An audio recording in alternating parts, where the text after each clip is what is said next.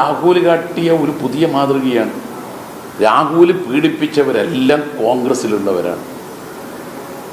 അതാണ് രാഹുലിൻ്റെ ഒരു കോൺഗ്രസിനകത്ത് നിന്നുകൊണ്ട് കോൺഗ്രസിനെ ശരിപ്പെടുത്തുന്ന രാഹുലിൻ്റെ നടപടി. ഒറ്റ മറ്റ് രാഷ്ട്രീയ മുന്നണിയിലുള്ള കക്ഷിൻ്റെ ആളെ പോലും വീട്ടിൽ പോയി വേണ്ടാത്തതിനെ കാണിച്ചിട്ടില്ല.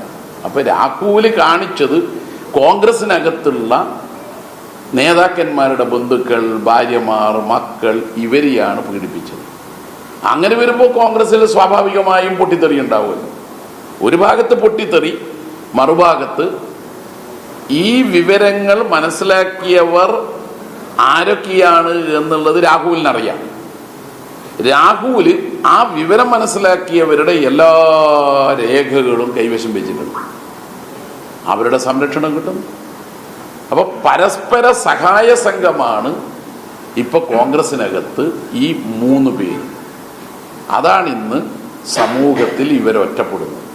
അതുകൊണ്ട് രാഹുൽ ഒറ്റക്കല്ല എന്നും രാഹുലിനെ പോലെ തന്നെ തിന്മകളുടെ കൂടാരമാണ് രാഹുലിനെ സഹായിക്കുന്നവർ എന്നും ഉള്ളതാണ് പുറത്തു വന്നിട്ടുള്ള വസ്തുതകൾ. വലിയ ഗൂഢാലോചനയുണ്ട് എന്ന് പറഞ്ഞുകൊണ്ട് ക്രൈംബ്രാഞ്ചിലേക്ക് പരാതി കൊടുക്കുകയാണ്. ചെന്നിത്തലയും ഇ ഡി സതീശനൊക്കെ ഗൂഢാലോചന നടത്തുകയാണോ ഈ രാഹുൽ മാങ്കൂട്ടത്തിനെതിരെ എന്ന് പറഞ്ഞുകൊണ്ടുള്ള പരാതിയും പോയിട്ടുണ്ട്. ഇതൊക്കെ തേച്ചു മാറ്റി കളയാനുള്ള ഒരു ശ്രമം നടത്തുന്നു. അല്ല, അത് അവർക്കാണ് അറിയുന്നത്. എന്ന് പറഞ്ഞാൽ രാഹുലിനെ പറ്റി പരാതി ആദ്യം പ്രതിപക്ഷ നേതാവിൻ്റെ മണ്ഡലത്തിലുള്ള പ്രതിപക്ഷ നേതാവിന് നേരിട്ടറിയുന്ന കുടുംബത്തിലെ ഒരംഗം പോയി പറഞ്ഞപ്പോൾ അന്ന് നടപടി എടുത്തിരുന്നു എങ്കിൽ അതിന് ശേഷമുള്ള സംഭവങ്ങൾ ഉണ്ടാകുമായിരുന്നില്ല. അപ്പോൾ പിന്നെ സംരക്ഷിക്കുക എന്നുള്ള നിലയിലേക്ക് ഇവരെത്തി എന്നത് വസ്തുതയാണല്ലോ. കുറ്റവാളികളെ സംരക്ഷിക്കുന്നത് കുറ്റം ചെയ്യുന്നതിനേക്കാൾ വലിയ കുറ്റമാണ്. അപ്പോൾ അതും നമ്മൾ കാണുകയല്ല.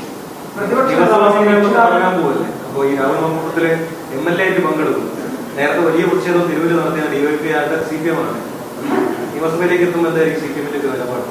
നിയമസഭാ സമ്മേളനത്തിലൊക്കെ പങ്കെടുക്കാൻ വേണ്ടി ഒരു MLA എന്നുള്ള നിലക്ക് അദ്ദേഹത്തിന് അവകാശമുള്ളതാണ്.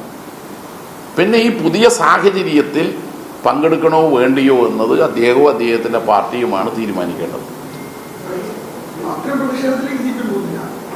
എങ്ങനെ നിയമസഭാ സമ്മേളനത്തിൽ പങ്കെടുക്കുന്നതിൽ വേറെന്താ നമുക്ക് ചെയ്യാൻ കഴിയുന്നത്? അദ്ദേഹം ജനപ്രതിനിധിയല്ലേ ഇപ്പം. അതിലൊന്നും തർക്കമില്ല.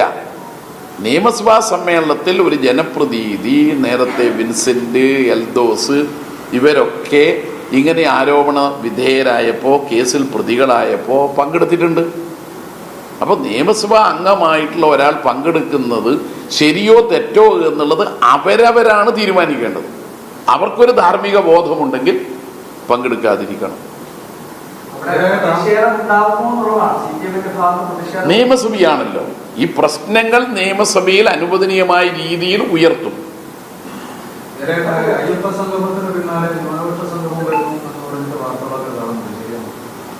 മനുഷ്യരെവിടെയൊക്കെയുണ്ടോ അവരെയൊക്കെ യോജിപ്പിച്ച് അണിനിരത്തുക എന്ന കടമ നിർവഹിക്കും. ഏതെങ്കിലും ഒരു മതത്തിൽപ്പെട്ടവർ മാത്രമല്ല, എല്ലാ മതത്തിൽപ്പെട്ടവരെയും അണിനിരത്തുക എന്നുള്ളതാണ് ഇടതുപക്ഷത്തിൻ്റെ സമീപനം. അതുകൊണ്ട് അയ്യപ്പന്മാർ ഒത്തുകൂടുമ്പോൾ അതിനെതിരായ നിലപാട് ഇടതുപക്ഷത്തിനുണ്ടാവില്ല.